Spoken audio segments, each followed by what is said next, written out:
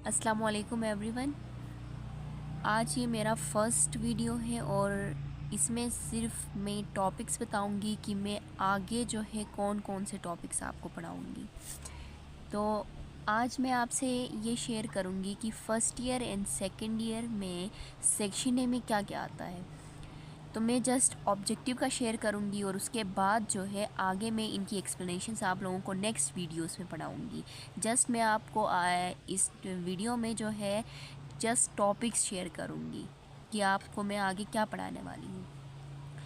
तो अगर आपने इन 15 पॉइंट्स को अच्छी तरह से क्लियर किया तो आपके सेक्शन ए में 20 आउट ऑफ 20 मार्क्स आएंगे इंशाल्लाह इंशाल्लाह इंशाल्लाह। तो चलें शुरू करते हैं अपना टॉपिक। तो आज का जो हमारा टॉपिक है फर्स्ट ईयर और सेकंड ईयर के सेक्शन ए में क्या आता है, मींस ग्रामर में क्या क्या इंक्लूड है। ये फेडरल वालों के लिए है मगर चलें FBIC वालों के लिए यही है सिलेबस। तो चलें फ़र्स्ट पॉइंट से स्टार्ट करते हैं। तो यहाँ पे फ़र्स्ट पॉइंट जो है हमारे पास वोकैबुलरी है, शॉर्ट फॉर्म में से हम वोकैब भी कह सकते हैं। इसके अंदर क्या आता है, इसके अंदर दो चीज़ें आती हैं, सिनोनिम्स और एंटीनम्स।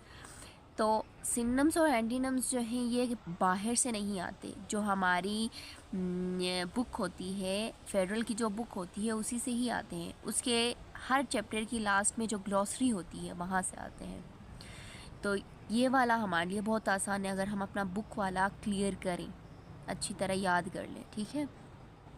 इसके अलावा इसका हम सिनोनिम्स का गेस करना, एंटीनम्स का गेस करना, अगर हम सारे मीनिंग्स याद नहीं कर सकते तो एक दूसरा मेथड है जो कि हम कॉन्टेक्चुअल मीनिंग निकाल सकते हैं। वो कैसे निकाल सकते हैं, अब जो सेंटेंस उन लोगों ने गिवन किया है वहाँ पे दिया है उसको हम रीड करेंगे तो एक स्ट्रक्चर बना हुआ होता है, वहाँ पे थोड़ी सी समझ आ जाती है कि वहाँ पे उन लोगों ने किस कॉन्टेक्स्ट में इस्तेमाल किया है उसे। तो कॉन्टेक्चुअल मीनिंग हम आसानी से निकाल सकते हैं, ठीक है। तो नेक्स्ट पार्ट पे चलते हैं, वो है हमारे पास पार्ट्स ऑफ स्पीच, जिसे हम वर्ड क्लास भी कह सकते हैं। पार्ट्स ऑफ स्पीच तो बहुत ज़्यादा इजी है क्योंकि ये पार्ट्स ऑफ स्पीच हम बचपन से पढ़ते हुए आ रहे हैं।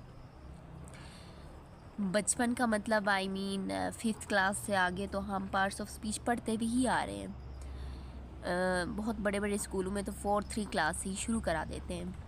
तो पार्ट्स ऑफ स्पीच में नाउन, प्रोनाउन, एडजेक्टिव, वर्ब वगैरह ये सब जो है पार्ट्स ऑफ स्पीच में आते हैं। चलें थर्ड पॉइंट की तरफ चलते हैं। तो थर्ड पॉइंट जो है फिगर ऑफ स्पीच है, यानी पोएटिक डिवाइसेस, इनको हम पोएटिक डिवाइसेस भी कह सकते हैं, ठीक है। अब पोएटिक डिवाइसेस की बात करते हैं तो ये टोटल हमारे पास 24 पोएटिक डिवाइसेस हैं, ठीक है। ये हमारे पास कितने हैं, 24 है। और इंशाल्लाह मैं आपको ये पूरे 24 पोएटिक डिवाइसेस फिंगर टिप्स पे याद कराऊंगी। आप आसानी से सर्च कर सकते हैं कि पोइट्री के अंदर ये पोएटिक डिवाइसेस कहाँ कहाँ यूज़ हुए हैं। नेक्स्ट चलते हैं। नेक्स्ट हमारे पास है काइंड्स और types of sentences. Kinds of types of sentences की बात करते हैं तो काइंड्स डिफरेंट हैं और टाइप्स ऑफ सेंटेंसेस डिफरेंट हैं। ये नहीं है कि काइंड्स और टाइप्स एक ही चीज़ है, ये डिफरेंट चीज़ें हैं। ये भी मैं आप लोगों को आगे पढ़ाऊँगी।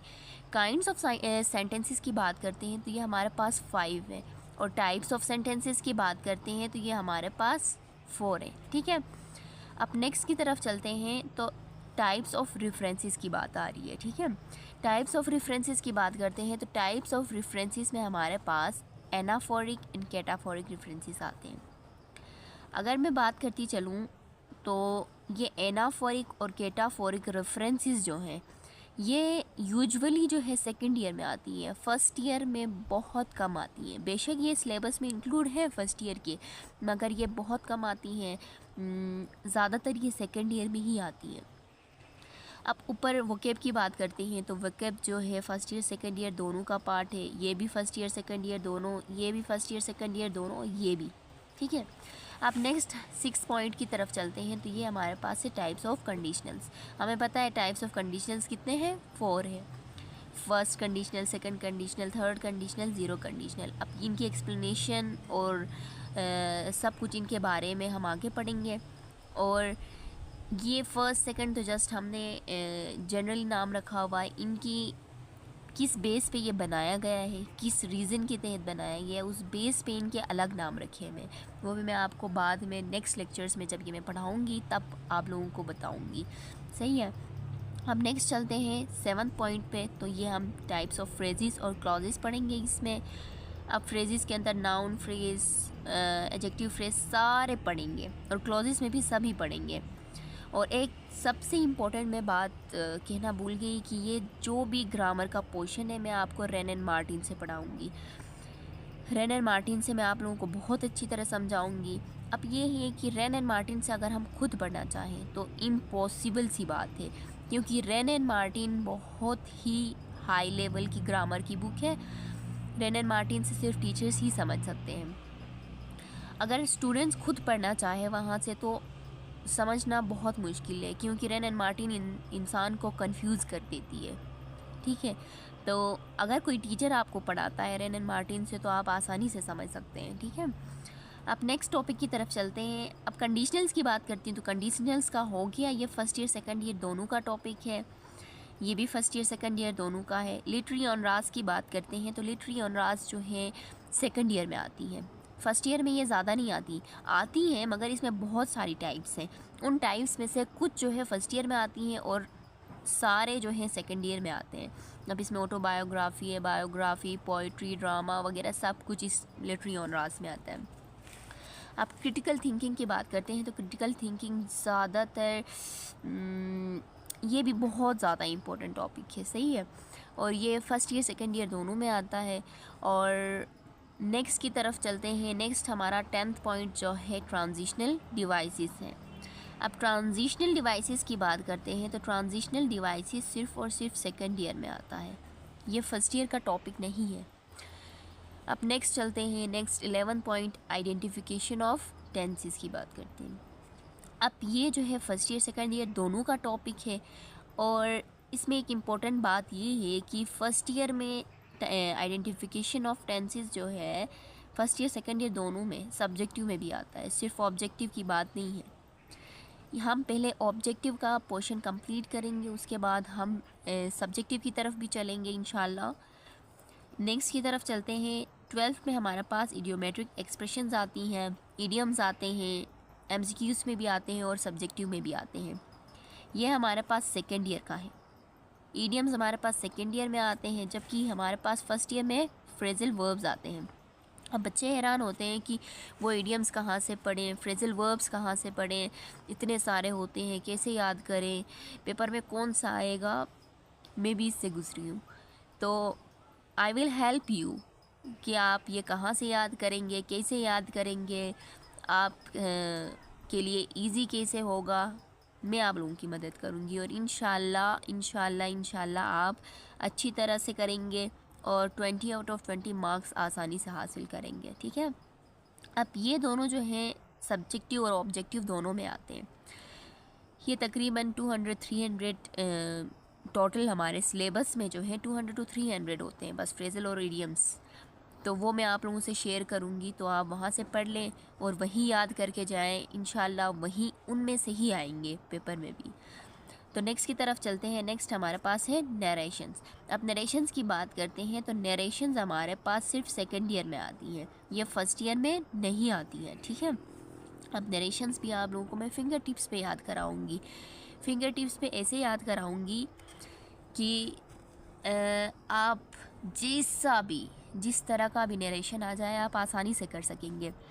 यूजुअली में जब मैट्रिक में भी नरेशंस आते हैं, मैट्रिक में जब नरेशंस आ रहे होते थे मैं इतना पढ़ती थी मगर नरेशंस में मेरे हमेशा 0 ही मार्क्स होते थे।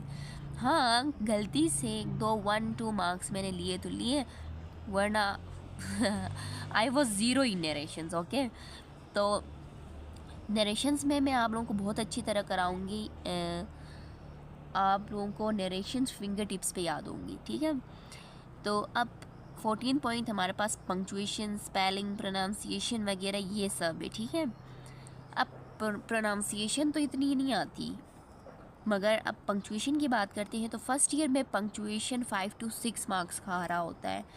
अब सेकेंड ईयर में भी आता है, मगर सेकेंड ईयर में डिफरेंट वे में आता है, पंक्चुएशन नहीं आती उसमें।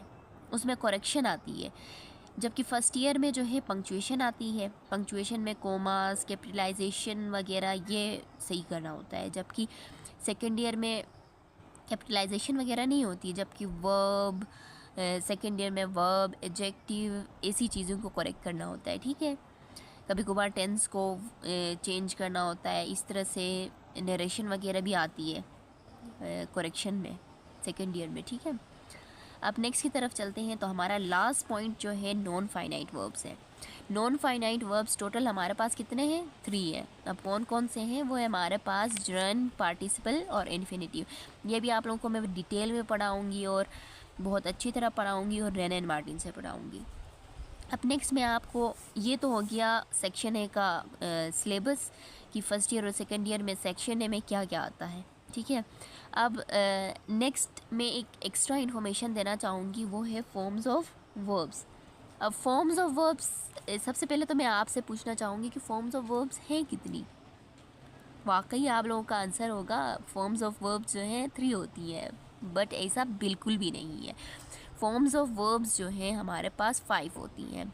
अब वो कौन कौन सी होती हैं? Base form, present form, past form, past participle और प्रेजेंट पार्टिसिपल। अब ये सारी जो है फॉर्म्स ऑफ वर्ब्स की टाइप्स हैं। ठीक है, अब ये मैंने आगे कुछ एग्जांपल्स दिए हुए हैं। अब ब्रेक का बेस फॉर्म तो ब्रेक ही है। प्रेजेंट फॉर्म की बात करते हैं तो वो कभी ब्रेक कभी ब्रेक्स होता है। क्यों? क्योंकि हम टेंस कभी कभार चेंज कर रहे होते हैं, सामने जो प्रोनाउन हमने यूज़ किया है उसके मुताबिक उसे हम चेंज कर रहे होते हैं, लास्ट में एस लगा रहे होते हैं। ठीक है, पास्ट फॉर्म की बात करते हैं तो Brock, past participle broken. And present participle की बात करते हैं तो आईएनजी फॉर्म प्रेजेंट पार्टिसिपल हो गई। ठीक है, तो अब ये चीज़ है। नीचे मैंने 2 एग्जांपल्स लिखी हुई हैं, या आप रीड कर लें, इसमें कोई बड़ी बात नहीं है। अब ये देखें, चलो मैं बता देती हूँ। He can break the rules. अब यहाँ पे कौन सा टेंस यूज़ हुआ है? आप बताएं। बेस फॉर्म यूज़ हुआ है ना, बेस फॉर्म यूज़ हुआ है, मगर यहाँ पे क्या ये कोई दौर या ज़माना बता रहा है? He can break the rules, किस वक्त उसने ब्रेक किया था, कब ब्रेक किया था, कब कर रहा है, ये कुछ बता रहा है? नहीं बता रहा है ना।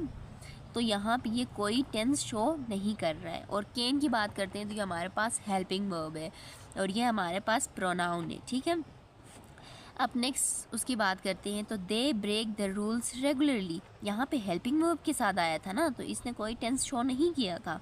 अब सेकंड वाले की बात करते हैं तो they break the rules regularly. अब यहाँ पे टेंस शो हो रहा है ना, हो रहा है, जाहिर सी बात है हो रहा है। अब ये पास्ट इंडेफिनेट है, सही है, सॉरी पास्ट इंडेफिनेट नहीं, प्रेजेंट इंडेफिनेट है, सॉरी फॉर माय मिस्टेक। और यहाँ पे हमारा लेक्चर एंड होता है और आप लोगों को मेरा वीडियो बहुत अच्छा लगा होगा इंशाल्लाह।